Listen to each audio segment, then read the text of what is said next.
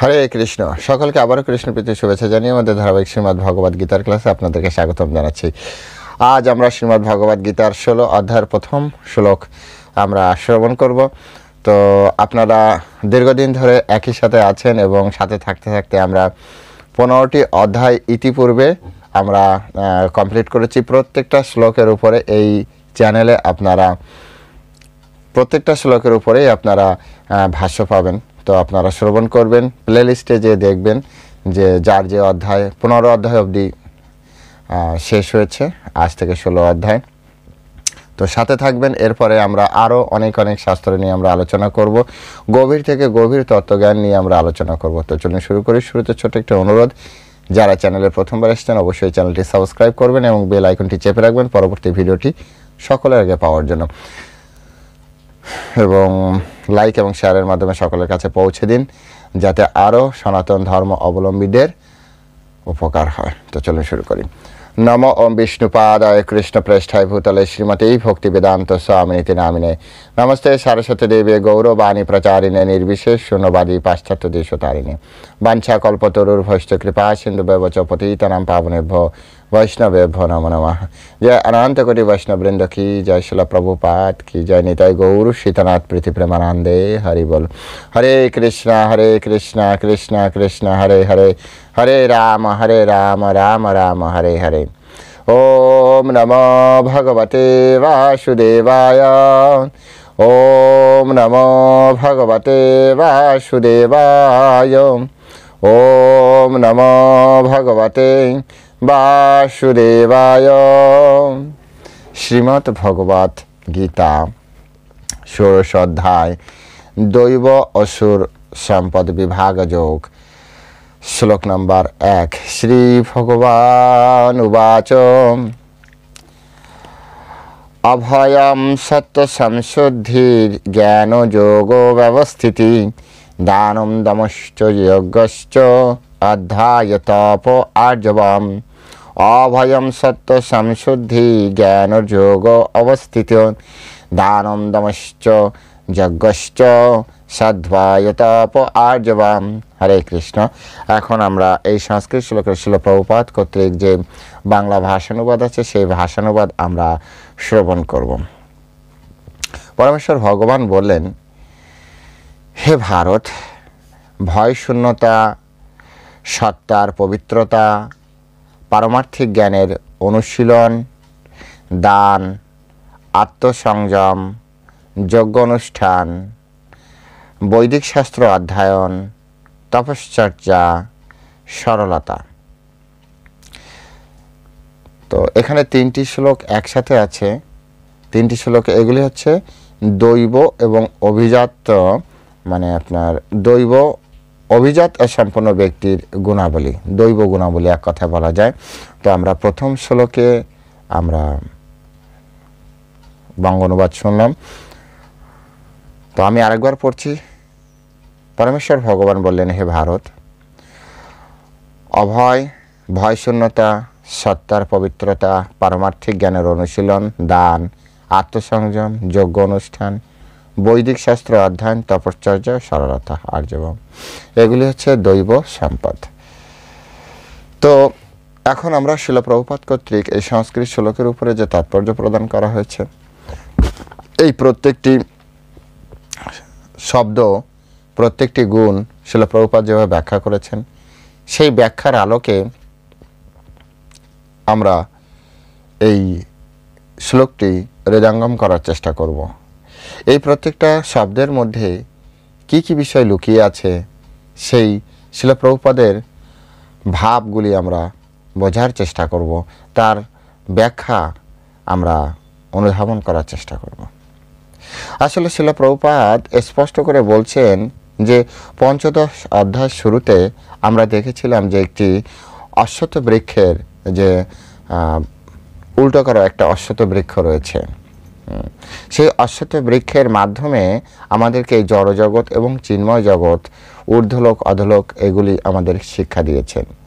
এবং এই অশ্বত্থ বৃক্ষকে কিভাবে ছেদন করতে হয়, অশ্বত্থ বৃক্ষ ছেদনের মাধ্যমে কিভাবে এই ভৌতিক সংসার থেকে মুক্ত হয়ে আমরা পরমেশ্বর ভগবানের কাছে যেতে পারি, সেই বিষয় সম্পর্কে এই 15 অধ্যায়ে স্পষ্ট করে শিক্ষা আমাদেরকে প্রদান করা হয়েছে। আর সেই শিক্ষায় শিক্ষিত হতে গেলে আমাদের যে দৈব গুণাবলী দরকার, সেই গুণগুলি এখন 16 অধ্যায়ে আরও স্পষ্ট থেকে স্পষ্টতর করে আমাদের শিক্ষাদান করছে। কারণ আপনারা যারা 15 অধ্যায় শ্রবণ করেছেন অথবা প্রথম 2-1টি শ্লোক আপনারা শ্রবণ করেছেন, তারা জানেন যে এই যে অশ্বত্থ বৃক্ষের কথা বর্ণনা করা আছে, সেই অশ্বত্থ বৃক্ষটি আপনার দেবতা, অসুরেরা, বিভিন্ন জায়গায় বিভিন্ন লোকে বিভিন্ন ব্যক্তিরা অবস্থান করছে।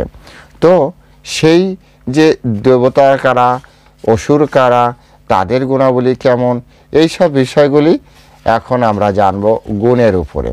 কার কেমন গুণ হলে, কে কোন গুণে থাকলে তাকে দেবতা বলা হয়, এইসব বিষয়গুলো। ঊর্ধ্বমূলম অধো শাখাম অশ্বত্থম প্রাহুর আব্বায়াম ছন্দাংশ যচ্ছ পত্রাণি পর্ণানি ইয়স্তম বেদ স বেদবিদ। ঊর্ধ্বমূলম অধো শাখাম অশ্বত্থম প্রাহুর আব্বায়াম। তো এখন আমরা এই অশ্বত্থ বৃক্ষে থাকা যে সকল জীব আছে, সেই সকল জীবের যে গুণ, সেই গুণগুলি আমরা জানবো, এবং কোন গুণ দৈব গুণ, কোন গুণ আপনার অসুরদের গুণ, সেগুলি এখন আমরা জানব। এখানে প্রথমে আমাদের একটা জিনিস আমাদের জানতে হবে, সেটি হচ্ছে যে পরমেশ্বর ভগবান আমাদের এই মনুষ্য জীবের জন্য 4টা বর্ণ এবং 4টা আশ্রম সৃষ্টি করেছেন। চতুর্বর্ণম মায়া সৃষ্টম, 4টা বর্ণ এবং আশ্রম তিনি সৃষ্টি করেছেন। এবং এই প্রত্যেকটা বর্ণ এবং আশ্রমের উদ্দেশ্য হচ্ছে পারমার্থিক অগ্রগতি এবং অন্তিমে পরমেশ্বর ভগবানের প্রাপ্তি। সবার একটা এটা আমাদের মাথায় রাখতে হবে। এক জায়গায় এসে আমাদের সকলেই যে আমাদেরকে এই জড়জগৎ থেকে বিদায় নিতে হবে এবং আমাদের অন্তিম গতি পরমেশ্বর ভগবান শ্রীকৃষ্ণ। আমাদের অন্তিম যে গৃহ, আজ আমরা যে গৃহে থাকছি ভৌতিক সংসারে, এটি এক ধরনের ভাড়া বাড়ি বলতে পারেন। আমরা আমাদের যাত্রা শুরু করেছি, যাত্রা শুরু করার পর থেকে আমরা এক এক স্টেশনে একটু সময় করে আমরা ওয়েট করছি। তা আমাদের যাত্রা ততক্ষণ পর্যন্ত চলবে যতক্ষণ পর্যন্ত না আমরা আবার আমাদের বাড়িতে ফিরে যাচ্ছি। আর আমাদের বাড়ি হচ্ছে পরমেশ্বর ভগবান শ্রীকৃষ্ণ। তাই এক্ষেত্রে আমাদেরকে অবশ্যই মাথায় রাখতে হবে যে এই যে বর্ণ এবং আশ্রম ব্যবস্থা, এর মূল উদ্দেশ্য হচ্ছে পরমেশ্বর ভগবানকে প্রাপ্তি করা, পারমার্থিক ক্রম উন্নতি বলা যেতে পারে। আমাদের কখনোই একই আশ্রমে বা একই বর্ণে সবসময় থাকা উচিত নয়। কারণ এখানে আমাদের প্রথমে যে আশ্রম ব্যবস্থা রয়েছে, ব্রহ্মচর্য আশ্রম, গৃহস্থ আশ্রম, বানপ্রস্থ আশ্রম, তারপরে সন্ন্যাস আশ্রম।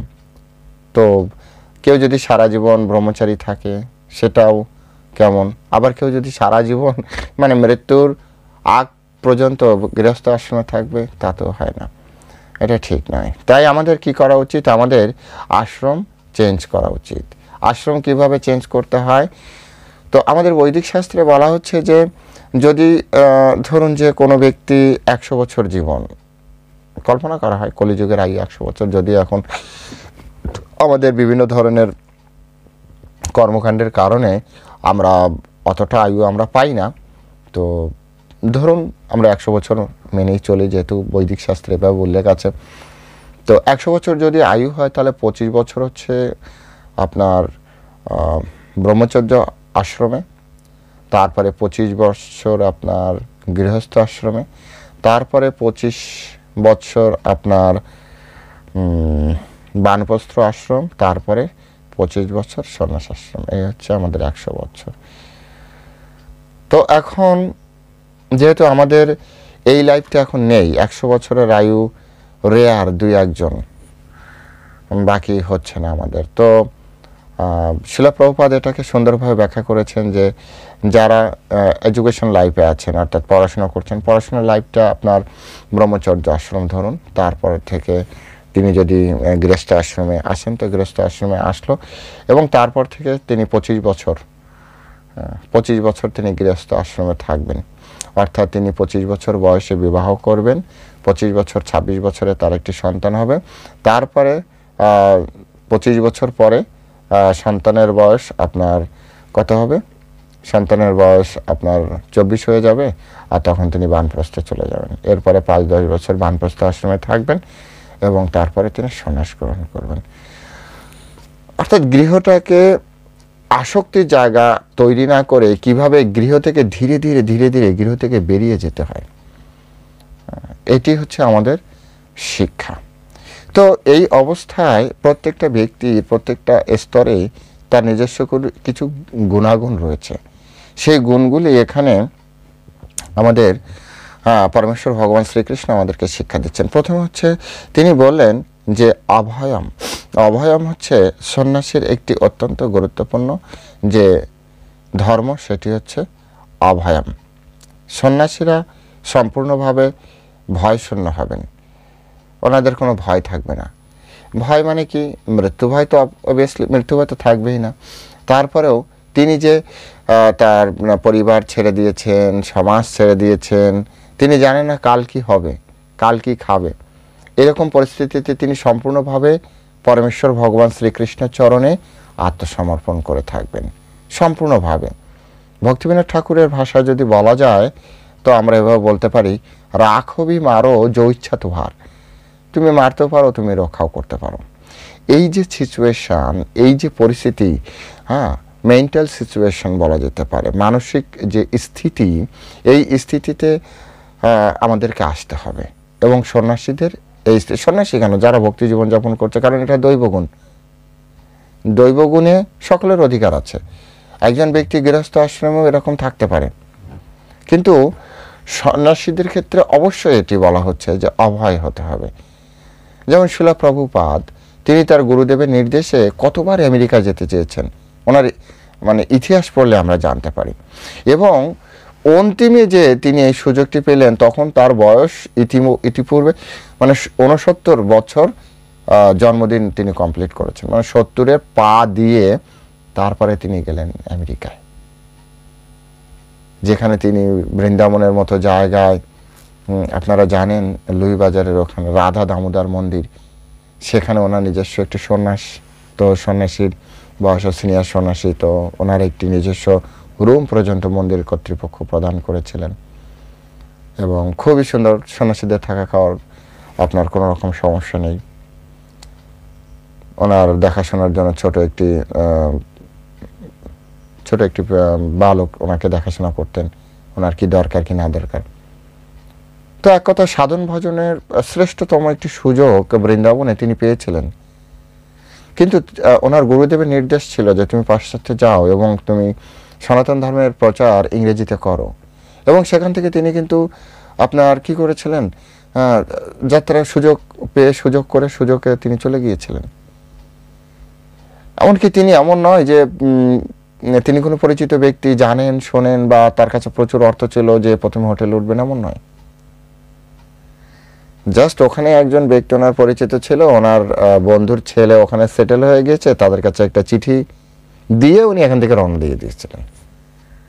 আদৌ উনি বলেছিলেন যে উনি যখন আমেরিকার যখন আপনার জাহাজ থেকে যখন নেমেছেন, তখন উনি জানতেন না যে ডান দিকে যেতে হয় না বাঁ দিকে যেতে হয়। এরকম একটা পরিস্থিতিতে সম্পূর্ণভাবে একাকী ব্যক্তি তিনি সনাতন ধর্মের প্রচার করতে গিয়েছিলেন এবং 70 বছর বয়সে। এটাকে বলা হয় অভয়ম। অর্থাৎ কৃষ্ণ ভাবনামৃতে অভয় হতে হবে। ভয় থাকলে কৃষ্ণ ভাবনামৃত হয় না, ভয় থাকলে কৃষ্ণ ভাবনামৃত হয় না। ভগবানের উদ্দেশ্যে সম্পূর্ণভাবে নির্ভয় থাকতে হবে। ভগবান রক্ষা করবে যে কোনো পরিস্থিতিতে। আমাদের কে খেতে দেবে? ভগবান। আমাদেরকে রক্ষা করবে ভগবান। আমাদের মেরে দেবে কে? ভগবান। আমাদের বাঁচিয়ে রাখবে কে? ভগবান। আমাদের কর্ম প্রদান করবে, সেবা প্রদান করবে কে? ভগবান। আমাদের সেবা থেকে বের করে দেবে কে? ভগবান। সম্পূর্ণভাবে ভগবানের উপরে নির্ভরশীল হতে হবে, সম্পূর্ণভাবে ভগবানের উপর নির্ভরশীল হতে হবে। এবং আরেকটি বিষয়, সেটি হচ্ছে সন্ন্যাসীকে আপনার প্রত্যেকটা গৃহস্থের বাড়িতে যেয়ে ভগবত প্রচার করতে হবে। এখন এই ডাইরেক্ট তো হয় না, তো সেজন্য সন্ন্যাসীরা অবশ্যই ভিক্ষাবৃত্তি অবলম্বন করবেন। সন্ন্যাসীরা ভিক্ষাবৃত্তি অবলম্বনশীল। প্রভুপাদ বলেছেন যে সন্ন্যাসীরা আপনার হচ্ছে ভিক্ষাবৃত্তি অবলম্বনের মাধ্যমে প্রত্যেক গৃহে গৃহে যাবেন। যদিও তারা কিন্তু ভিখারি নয়, সন্ন্যাসীরা ভিখারি নয়। যেভাবে আমরা চৈতন্য চরিতামৃতে রঘুনাথ দাস গোস্বামীকে আমরা দেখতে পাই যে তিনি যে পুরীর মন্দিরের শেষের দিকের কথা বলছি, যদিও তিনি আপনার জমিদার পুত্র ছিলেন, কিন্তু শেষের দিকে তিনি সাধন ভজনে ব্যাঘাত হয়, সেজন্য তিনি কি করতেন, পুরীর মন্দিরে যেখান থেকে আপনার পচা অন্নগুলো বেরিয়ে সেখান থেকে অন্ন নিয়ে তিনি শুকাতেন এবং পরে রেখে রেখে ইচ্ছে মতো সেগুলি খেতেন, যাতে তার সময় নষ্ট হয়। প্রথমে ভিক্ষা করতেন, পরে ভিক্ষা বন্ধ করে দিয়ে তিনি এটা করতেন। তো আপাত দৃষ্টিতে এটা দেখায় যে একজন সন্ন্যাসী তিনি পচা খাবার খাচ্ছেন, তো তার মানে পাগলের মতো দেখতে। হ্যাঁ, আসলে তিনি পাগল নন, আসলে তিনি অতি উন্নত একজন ভক্ত। তো এই জন্য সন্ন্যাসী আপাত দৃষ্টিতে তিনি ভিখারির মতো একজনের বাড়িতে যে ভিক্ষা করছেন, কিন্তু অ্যাকচুয়ালি তিনি ভিক্ষা উদ্দেশ্যে যাচ্ছেন না। তার মূল উদ্দেশ্য হচ্ছে ওই সকল গৃহস্থ ভক্তদের ভিতরে সনাতন ধর্মের বা আধ্যাত্মিকতার প্রচার করা। কারণ তিনি দেখুন, সাধারণ একজন ব্যক্তি ভিক্ষা নিতে যায়, আপনাদের এটা কিন্তু আপনাদের নিজেরও লাইফে প্র্যাকটিক্যাল আছে। যখন কোনো ব্যক্তি শুধু ভিক্ষা করতে যায়, তখন সে আপনি ভিক্ষা দিবেন, চাল বা ডাল বা আপনি টাকা দেন, সেটা নিয়ে সেখান থেকে চলে যায়। কিন্তু ভক্তও ভিক্ষা করতে যায়, মাঝে মাঝে মন্দিরের জন্য ভিক্ষা করতে যায়, তো সন্ন্যাসীরা তো যায়। তো ভিক্ষা করতে গেলে আপনি যাই দেন না কেন, সেটা নিয়ে কিন্তু সে আসে না, চলে আসে না। সে আপনার সাথে ভগবানের বিষয়ে গল্প করতে চায়,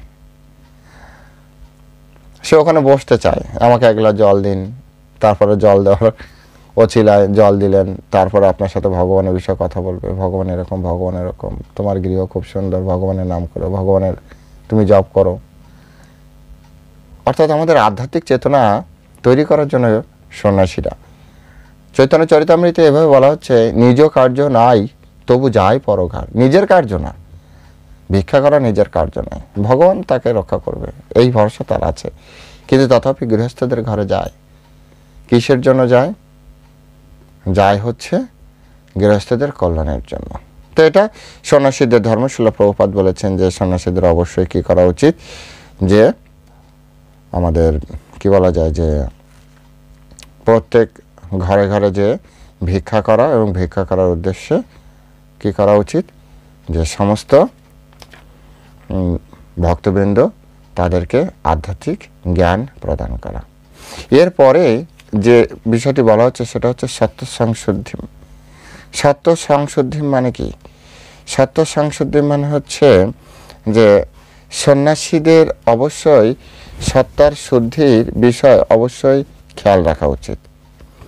শিল প্রভুপাদ তিনি এই শ্লোকের তাৎপর্যে সন্ন্যাসীদের জন্য একটি বিষয় সম্পূর্ণভাবে নিষেধ করেছেন, সেটি হচ্ছে কোনো স্ত্রীর সঙ্গে কোনো রকম অন্তরঙ্গ সম্বন্ধ না রাখা, কোনো রকম অন্তরঙ্গ সম্পর্ক না রাখা। এমনকি তিনি স্পষ্ট করে বলেছেন যে একান্তে কোনো স্ত্রীদের সাথে কথোপকথন করা এটা সন্ন্যাসীদের ধর্মের ভিতরে পড়ে না। সন্ন্যাসীরা এমন কোনো শব্দ উচ্চারণ করবেন না তার মুখ দ্বারা, যে শব্দটি আপনার জড়জাগতিক যে আপনার সেই সকল শব্দ, যে সকল শব্দ সরাসরি কামের সাথে যুক্ত আছে, এই সকল শব্দও একজন সন্ন্যাসী তার মুখ দিয়ে উচ্চারণ করবেন না। এটি সন্ন্যাসীদের কঠোরতা, অত্যন্ত কঠোরভাবে তাকে নির্দেশ দেওয়া হয়েছে যাতে তিনি এই নির্দেশটি মান্য করেন, কত গভীরভাবে তাকে করেন। ভক্তি সিদ্ধান্ত সরস্বতী ঠাকুর প্রভুপাদের সাথে একবার মানে উনি ক্লাস দিচ্ছেন, ভাগবত কথা বলছেন, বলার পরে এক মাতাজি, ওই সময়কার এক মাতাজি ওনাকে বলেছিলেন যে মহারাজ, আপনার সাথে আমার কিছু কথা আছে। তো প্রভুপাদ সাবলীলভাবে বলেছিলেন মাইকে, ঠিক আছে বলো। বলছে, না, আমি একটু একান্তে কথা বলতে চাই। তো প্রভুপাদ ভক্তি সিদ্ধান্ত সরস্বতী ঠাকুর তিনি স্পষ্ট করে মাইকেই বলেছিলেন, তুমি আমার এমন কেউ নও যে তোমার সাথে আমাকে একান্তে বসে কথা বলতে হবে। আর যে কথা একান্তে বলবে সে কথা আমার শোনারও দরকার নেই তোমার কাছ থেকে। তুমি যদি কিছু জানতে চাও সামনাসামনি এখনই জানতে পারো। সন্ন্যাসী কত কঠোর সন্ন্যাসী ছিলেন তিনি একজন। একইভাবে শ্রী চৈতন্য মহাপ্রভু সন্ন্যাসীদের শিরোমণি ছিলেন। সন্ন্যাসী শিরোমণি শ্রী চৈতন্য মহাপ্রভু। সন্ন্যাসী মানে ওনার সময় তো এরকম ছিলেন যে দূর থেকে মাতাজিরা প্রণাম করতেন, কাছে ঘেঁষতে দিতেন না, এত কঠোর। এটা নারীদের প্রতি অবজ্ঞা নয়, তাচ্ছিল্য নয়, এটা হচ্ছে সন্ন্যাস ধর্মের কঠোরতা। সন্ন্যাস ধর্মের কঠোরতা। অত্যন্ত সাবলীল ব্যবহার থাকতে হবে, অত্যন্ত মানে একটা জিনিস এটা যে সন্ন্যাসী সবসময় স্ত্রী সঙ্গ, স্ত্রীদের সাথে অন্তরঙ্গ কথাবার্তা এবং কাম বিষয়ক এমন কোনো তিনি কথা বলবেন না যেটা সরাসরি কাম বিষয়ক তার কাছ থেকে শ্রবণ করতে পারে, আমাদের ইন্দ্রিয়কে উত্তেজিত করে। এ ধরনের কোনো শব্দ প্রয়োগ, এ ধরনের কোনো তথ্য, এ ধরনের কোনো বিষয় তিনি উচ্চারণ করবেন না। সন্ন্যাসী শুধু ড্রেস নয়, সন্ন্যাসী হচ্ছে অন্তঃকরণে পবিত্র। যাকে দেখে মুখে আসে কৃষ্ণ নাম, যাকে দর্শন মাত্র সন্ন্যাসীর দর্শন মাত্র আপনার হৃদয় পবিত্র হবে, মানে পবিত্র হবে। দর্শন মাত্র আপনার হৃদয়ে অত্যন্ত আনন্দ অনুভূতি হবে। যেমন ভগবান দর্শনের অনুভূতি যারা মন্দিরে গিয়েছেন তারা জানেন, ভগবানকে দর্শন করলে আনন্দ হয়। সেই সময় রাধা গোবিন্দ স্বামী গুরু মহারাজ বলছিলেন যে মন্দিরে শুধু আমরা ভগবানকে দর্শন করতে যাই না, ভগবানও আমাদেরকে দেখেন। এবং ভগবান দেখলে আপনি বুঝবেন কিভাবে ভগবান আপনাকে দেখছে। কারণ অনেকের সেই চেতনা থাকে না যে সাক্ষাৎ ভগবান এখানে দাঁড়িয়ে আছেন। যেহেতু সেই চেতনা থাকে না, তো সে কিভাবে বুঝবে যে ভগবান তাকে দেখছে? কারণ তার কাছে তো সাক্ষাৎ ভগবান, তার কাছে হয় পাথর, না হয় স্বর্ণ, না হয় কোনো বস্তু, পদার্থ দ্বারা তৈরি, পঞ্চভৌতিক পদার্থ দ্বারা তৈরি। তো অনুভূতিতে কিভাবে আসবে, কিভাবে প্রমাণ করা যায় যে ভগবান আপনাকে দেখছে? তো ভগবান আপনাকে দেখছে আপনি বুঝতে পারবেন যদি ভগবানকে দর্শন করার পরে, আপনি ভগবানের সামনে যাওয়ার পরে যদি আপনার ভিতরে আনন্দ তৈরি হয়, আপনার শোক দূরীভূত হয়, আপনার কষ্ট চলে যায়, আপনি এক অপ্রাকৃত আনন্দ ভিতর থেকে অনুভব করতে পারছেন, তখন বুঝবেন যে ভগবান আপনাকে দেখছে।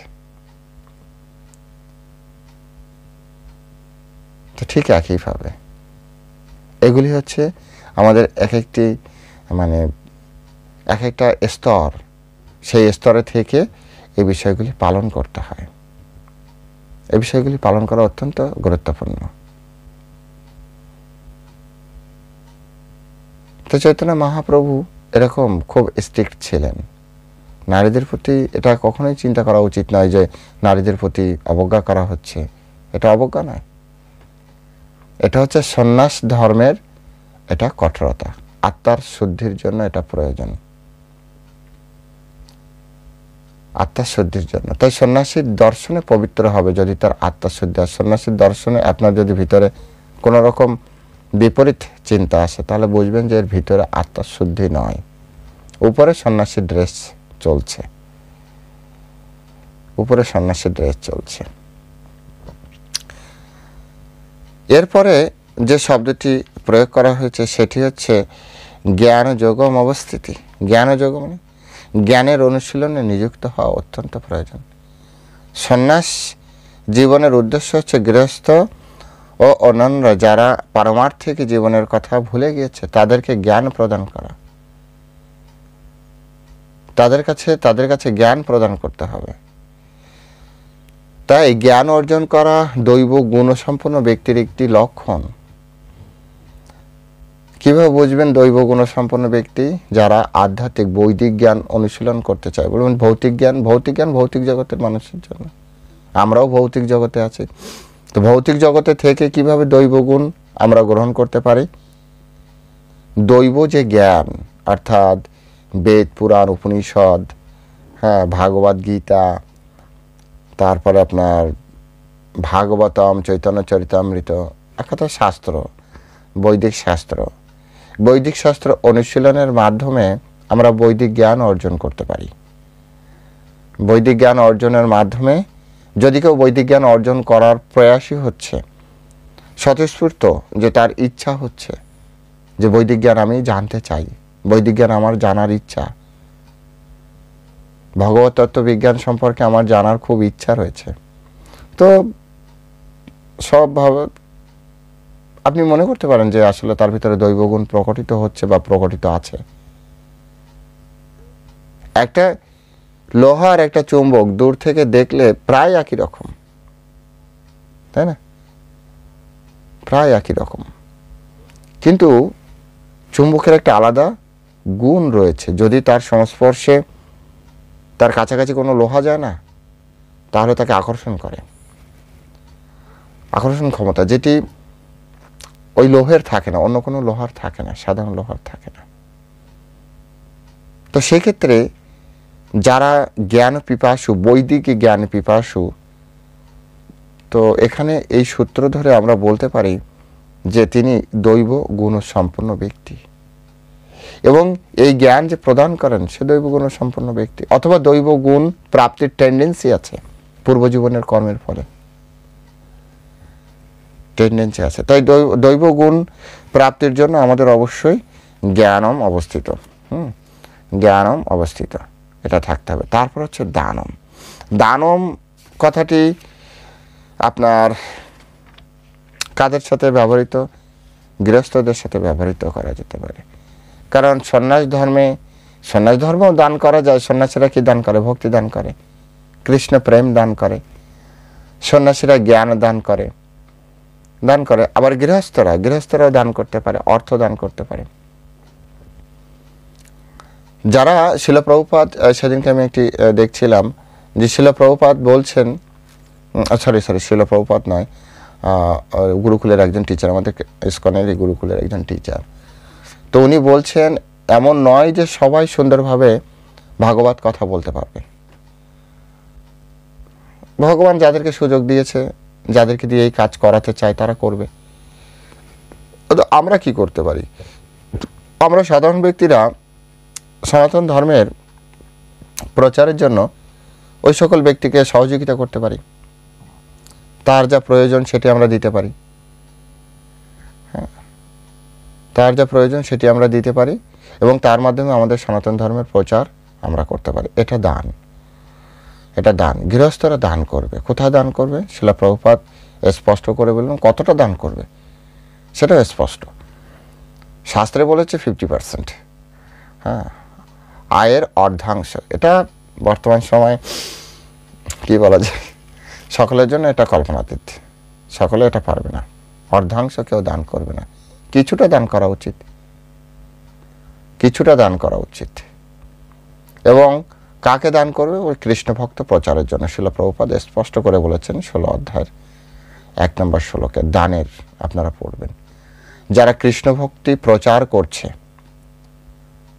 তাদেরকে, হ্যাঁ, সন্ন্যাসীদেরকে, যারা প্রচার কাজে নিযুক্ত আছে তাদেরকে অবশ্যই দান করা উচিত। এক কথায় যারা প্রচারক তাদেরকে, কৃষ্ণ ভাবনামৃত প্রচারে তাদেরকে সহযোগিতা করা উচিত। আপনি গ্রন্থ প্রচার করে দিন, আপনি তাদের যা কিছু দরকার সেগুলো করে দিন। অনেক সময় আমাদের অনেক ভক্তরা প্রচারে যায়, অনেক সময় তাদের থাকার খাওয়ার অসুবিধা হয়, তো তাদের আশ্রয় দান করা, এটাও প্রচার, এটাও দানের ভিতরে পড়ে।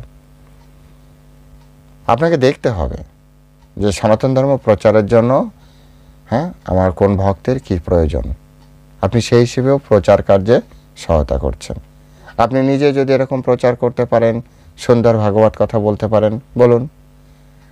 হ্যাঁ, যে পারছে সে করছে, যে পারছে না তাকে এইভাবে সহযোগিতা করতে হবে। এক কথায় দান করা গৃহস্থদের অত্যন্ত মানে একটি ধর্ম। চৈতন্য চরিতামৃতে চৈতন্য মহাপ্রভু সনাতন গোস্বামীকে উদ্দেশ্য করে বলেছেন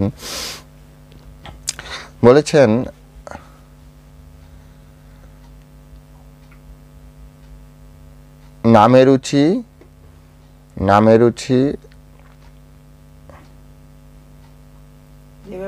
জীবে প্রেম নামে রুচি বৈষ্ণব সেবন, ইহা হইতে ধর্ম নাই শুনো সনাতন।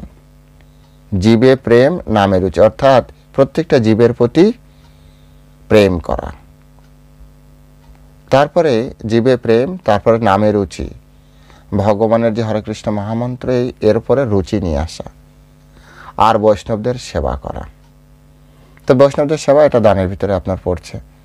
বিভিন্নভাবে আপনি বৈষ্ণব সেবা দিতে পারেন, বৈষ্ণবদের হেল্প করতে পারেন, এভাবে এগুলি গৃহস্থদের অবশ্যই কর্তব্য। এবার দানের বিষয়ে ব্যাপকভাবে আলোচনা হবে যখন আমরা এর পরে আমরা আলোচনা করব। সত্যগুণের দান রয়েছে, রজগুণের দান রয়েছে, তমগুণের দান রয়েছে। তো কমসে কম সত্যগুণে দান করা উচিত। সত্যগুণে কিভাবে দান হয়, যে দান করবে তার মানসিক স্তর সত্যগুণে যেতে হবে, এবং যাকে দান করা হবে তিনি যাতে সত্যগুণে থাকেন। এই দুটি সত্যগুণ যদি একসাথে মেলে তাহলে আপনি দানের ফল পাবেন। এখন আপনি এমন জায়গায় দান করলেন যিনি আসলে সত্যগুণে নেই, আবার আপনিও সত্যগুণে আপনি দান করছেন না, মানে আপনি দান করছেন নিজের অহম প্রকাশের জন্য বা নিজের পাবলিসিটির জন্য।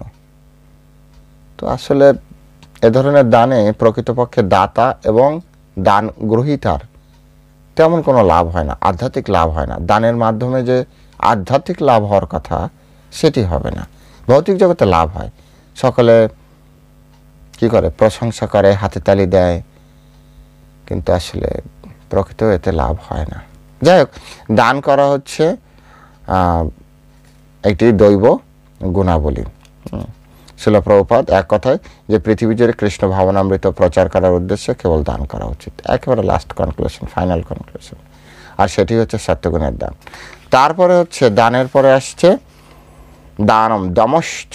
দম হচ্ছে আমাদের আত্মসংযম করা, আত্মসংযম করা। আমাদের যে ইন্দ্রিয়গুলি আছে সমস্ত ইন্দ্রিয়গুলি সংযম করা, এটি হচ্ছে দমশ্চ। এটি দৈবগুণের অন্তর্ভুক্ত। যারা দৈবগুণ সম্পন্ন নয় তারা কিভাবে জীবনযাপন করছে, কুকুর বিড়ালের মতো জীবনযাপন করছে। তাদের কোনো কিছুই সংযত না, যখন যা পাচ্ছে তখন তাই খাচ্ছে, যেখানে পাচ্ছে সেখানে ঘুমাচ্ছে, এইরকম। নিজেকে কন্ট্রোল করতে পারছে না, ভালো মন্দর বিচার বোধ নেই, কোনটা খেলে আমার ভালো হবে, কোনটা না খেলে আমার ভালো হবে না, বিচার বোধ নেই। এই যে সিচুয়েশন, এই সিচুয়েশন থেকে আমাদের বেরিয়ে আসতে হবে, তাই বলা হচ্ছে দমশ্চ। অর্থাৎ আমাদের আভ্যন্তরীণ যে এবং বাহ্যিক উভয় আমাদেরকে দমন করতে হবে। শিল প্রভুপাদ এখানে খুব সুন্দরভাবে আমাদেরকে বলেছেন যে আমাদের ইন্দ্রিয়গুলিকে কিভাবে আমরা ব্যবহার করব। অবৈধ যে সম্পর্ক সেটা সম্পূর্ণভাবে বন্ধ করতে হবে। বিবাহিত জীবনেও শুধুমাত্র সন্তান উৎপাদনের জন্যই শুধুমাত্র ইন্দ্রিয় ব্যবহার করা উচিত, অন্য কোনো উদ্দেশ্য নয়। লোভের বশবর্তী হয়ে জিহ্বাকে ব্যবহার করা উচিত নয়, শুধুমাত্র ক্ষুধা নিবৃত্তির জন্যই আমাদের জিহ্বার ব্যবহার করা উচিত। তারপরে শুধুমাত্র ভগবত দর্শনের জন্য বা আধ্যাত্মিক কল্যাণের জন্য শুধু আমাদের চোখের ব্যবহার করা উচিত, অন্যথায় নয়। প্রত্যেকটা ইন্দ্রিয় আমাদের এভাবে আমাদের দেখতে হবে যে কিভাবে আমাদের আধ্যাত্মিক উন্নয়ন হচ্ছে। যে সকল কর্মকাণ্ডের ফলে আমাদের আধ্যাত্মিক উন্নতি সম্ভব নয় সেই সকল বিষয় আমরা ইন্দ্রকে দমন করার চেষ্টা করব। এটাই হচ্ছে আমাদের মূল শিক্ষা। এরপরে যেটি আসছে সেটি হচ্ছে যজ্ঞশ্চ। এটাও গৃহস্থদের আওতায় পড়েছে, সন্ন্যাসী এবং গৃহস্থ। তবে যে কোনো যজ্ঞের মূল যে আপনার থাকে অর্গানাইজার অবশ্যই গৃহস্থ, কারণ যজ্ঞে প্রচুর পরিমাণে অর্থের প্রয়োজন। এটা সন্ন্যাসীর ভর্তি বা বানপ্রস্থ ব্যক্তি বা ব্রহ্মচারী এরা করতে পারবে না, গৃহস্থরা করতে পারবে। প্রচুর অর্থের প্রয়োজন হয়, সকলে মিলে হেল্প করবে, কিন্তু যে চালিকা শক্তি সেটা অবশ্যই গৃহস্থ, অবশ্যই গৃহস্থ হবে। তাই যজ্ঞ করতে হবে, অবশ্যই যজ্ঞ করতে হবে, এবং একটা একটা যজ্ঞে প্রচুর খরচ। যদিও কলিযুগের জন্য সাধারণ যজ্ঞের কথা উল্লেখ করা হয়েছে, হরিনাম সংকীর্তন যজ্ঞ, এটি সব থেকে সহজে আমরা করতে পারি। হরিনাম সংকীর্তন যজ্ঞ সকলে মিলে আমরা করতে পারি। শ্রী চৈতন্য মহাপ্রভু তিনি আমাদেরকে বলেছেন, 10-5 মিলি দ্বারেতে বসিয়া কীর্তন কর সবে হাতে তালি দিয়া। 10-5 জন মিলে দ্বারে, দরজায় বসে এটা করতে পারে, হাতে তালি দিয়া। কোনো রকম ইনস্ট্রুমেন্টের দরকার নেই, না আপনার হারমোনি দরকার আছে, না করতাল, না মৃদঙ্গ, না অন্যান্য ভায়োলিন বা অন্য কোনো কিছু ইনস্ট্রুমেন্টের দরকার নেই, না হলেও চলবে, হাতে তালি দিয়ে চলবে। তো কলিযুগের জন্য হরে কৃষ্ণ মহামন্ত্র, হরে কৃষ্ণ কৃষ্ণ কৃষ্ণ হরে হরে, হরে রাম রাম রাম হরে হরে, এই যে মহামন্ত্র, এই মহামন্ত্রকে আমরা সংকীর্তন যজ্ঞে আমরা রূপান্তর করতে পারি। শিল প্রভুপাদ তো আমেরিকায় যে এটাই শুধু কীর্তন করতেন, হরিনাম যজ্ঞ করতেন, যে কোনো পার্কে যায়, হরে কৃষ্ণ কৃষ্ণ কৃষ্ণ হরে হরে, হরে রাম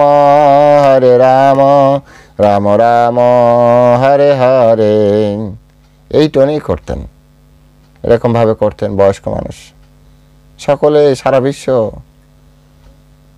তারা এই হরে কৃষ্ণ মহামন্ত্রে আকৃষ্ট হয়েছেন। তো সেজন্য কলিযুগের জন্য আপনার যজ্ঞ মানে হরিনাম যজ্ঞ। এরপর হচ্ছে সাধ্যায় তপ। সাধ্যায় মানে হচ্ছে সে একই কথা, আর বেদ পাঠ করা, হ্যাঁ, জ্ঞানযোগ আর এই সাধ্যায় প্রায় একই। ব্রহ্মচর্য ছাত্র জীবনে অত্যন্ত গুরুত্বপূর্ণ একটি যা মানে স্থান, এবং এখানে থেকে প্রত্যেকেরই উচিত আমাদের এই বেদ পাঠ করা উচিত। আমি এক জায়গায় পড়েছিলাম, সেখানে বলা হচ্ছে যে 25 বছর কঠোর ব্রহ্মচর্য রক্ষার পরে গুরুকুলে গুরু তত্ত্বাবধানে একজন ব্যক্তি যখন বেদ অধ্যয়ন করে, তখন সে বেদের যে সূক্তগুলো আছে, ঋকগুলো আছে, তখন সে বুঝতে পারে। এর আগে আমাদের যে ব্রেন আমাদের অতটা ক্যাচ করতে পারে না যে আসলে কি, জাস্ট পড়ার মতো পড়ি। অনেকে দেখবেন যে বেদ কেনে আমাদের সামনে দিয়ে আমাদের কাছে এসে বলে বেদ আছে, বেদ আছে। মেজরিটি পার্সেন্টের ঘরে আপনি এখন যারা আছে, আপনি যান, অনেকের ঘরে বেদ আছে, সে বেদ পড়তে পারবে না, সে বেদের অনুবাদ পড়ে। অনুবাদ পড়াটা বেদ পড়া নয়। বেদের টোন আছে, টোনের লেয়ার আছে, ট্রেনের, হ্যাঁ, কোনোটা কোন লেয়ারে পড়তে হয়, সেই লেয়ারকে আপনি টাচ না করতে পারলে বেদের মন্ত্রও আপনার কাজ করবে না। তো এটা দীর্ঘ প্র্যাকটিসের ব্যাপার। মন্ত্রগুলি কোনো সাধারণ কোনো শব্দ নয়, মন্ত্রগুলি হচ্ছে জীবন্ত একটা বিষয়। যেমন জলম বললে আপনার হাতে জল প্রকটিত হবে, অগ্নিকে আহ্বান করলে অগ্নিদেব চলে আসবে। যজ্ঞে যখন করা হয় তখন অগ্নিদেবকে আহ্বান করা হয়, অগ্নিদেব আপনা আপনি চলে, গ্যাস লাইট দরকার হয় না, লাইটারের দরকার হয় না। তো এগুলি শিখতে হবে, গুরুকুলে থেকে এগুলি শিখতে হবে। যখন আপনি মন্ত্র উচ্চারণ করবেন তখন এগুলি চলে আসবে। তো সাধ্যায় এটি আমাদের ব্রহ্মচর্য লাইফে অবশ্যই এটা শিখতে হবে গুরুকুলে, গুরুদেবের তত্ত্বাবধানে। এখন তো যাক, ইসকনের বদলতে অনেকটাই গুরুকুল তৈরি হচ্ছে, এটা ভালো দিক। কিন্তু আপাতত আমাদের বর্তমান যে মানসিক অবস্থা, সেই অবস্থায় আমাদের অন্তত শিল প্রভুপাদের যে গ্রন্থাবলী, সেই গ্রন্থাবলী নিয়মিত আমাদের গৃহে পাঠ করা উচিত প্রত্যেকে মিলে। তারপর আসছে তপস্যা করা গৃহস্থদের জন্য, প্রত্যেকটা আশ্রমের ব্যক্তিদের জন্য তপস্যা, এটা দৈব গুণাবলী। হ্যাঁ, তপস্যার ভিতরে আমাদের যত বার ব্রত তিথি আছে সেগুলি আমাদের পালন করা উচিত। তারপরে আপনার আমাদের জীবনে যা যা খাওয়া উচিত নয় তা আমাদের খাওয়া উচিত না, যেভাবে চলা উচিত সেভাবেই চলা উচিত।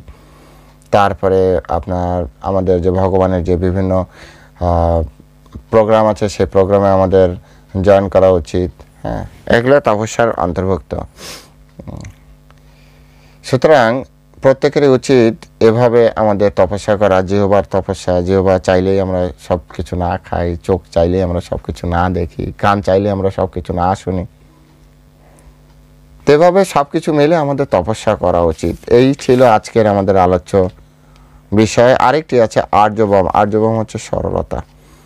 সরলতাই বৈষ্ণবতা, সরলতাই সদ্ভাব। দেখুন, ভুল সবারই হয়, কিন্তু ভুল হওয়ার পরে ভুল স্বীকার করা, এটা সরলতা। গাও গাও পুনঃ গৌরাঙ্গের গুণ, সরল করিয়া মন। সরল না হলে ভগবানকে ডাকা যায় না, কারো গুণগান করা যায় না। কপটতা যদি ভিতরে থাকে আর বাইরে যদি আপনি সরলতা দেখান, ভগবানকে সন্তুষ্ট করা যাবে না। এই জগতে আপনাকে হয়তো সুনাম বা দুর্নাম যাই হোক আপনার কিছু প্রাপ্তি হবে, ভগবত প্রাপ্তি হবে না। ভগবত প্রাপ্তির জন্য দ্বিধা, দ্বন্দ্ব, কপটতা ভগবত প্রাপ্তির জন্য সম্ভব নয়। তাই যদি ভগবত প্রাপ্তি করার ইচ্ছা থাকে তো সরল করতে হবে মন। মন কিভাবে সরল করবেন? ভগবানের বিভিন্ন যে লীলা, সেই লীলাগুলো শ্রবণ করুন, সেই লীলাগুলি অধ্যয়ন করুন এবং সরল মনে সেগুলি বিশ্বাস করুন, তাহলেই সরলতা আসবে। কপটতা দ্বারা ভগবান প্রাপ্তি হয় না। সরলতাই বৈষ্ণবতা, এক কথা, সরলতাই বৈষ্ণবতা। তাই সকলের উচিত সরল জীবনযাপন করা। শিল প্রভুপাদ বলেছেন, লিভ সিম্পলি, থিঙ্ক হাই। সরল জীবনযাপন করুন, উচ্চ চিন্তা রাখুন। উচ্চ চিন্তা মানে হচ্ছে কৃষ্ণ কনসাসনেস, আন্তর্জাতিক কৃষ্ণ ভাবনামৃত সংঘের যে উদ্দেশ্য, কৃষ্ণ ভাবনা, এটি হচ্ছে উচ্চ চিন্তা। আর সিম্পল লাইফ মানে হচ্ছে সরল জীবনযাপন। বেশি আড়ম্বর দরকার নেই, অল্প কয়েকদিনের লাইফ, তো অল্প কয়েকদিনের লাইফ, ব্যাস। তো আজ এ পর্যন্তই। সকলে ভালো থাকবেন। পরবর্তী শ্লোকে আমরা আবারও এর যে পরবর্তী অংশ, সেই অংশ নিয়ে আমরা কথা বলবো। ততক্ষণ পর্যন্ত সকলে ভালো থাকবেন। ভিডিওটি ভালো লাগলে অবশ্যই লাইক এবং শেয়ার করবেন। হরে কৃষ্ণ। জয় শিল প্রভুপাদ কি জয়।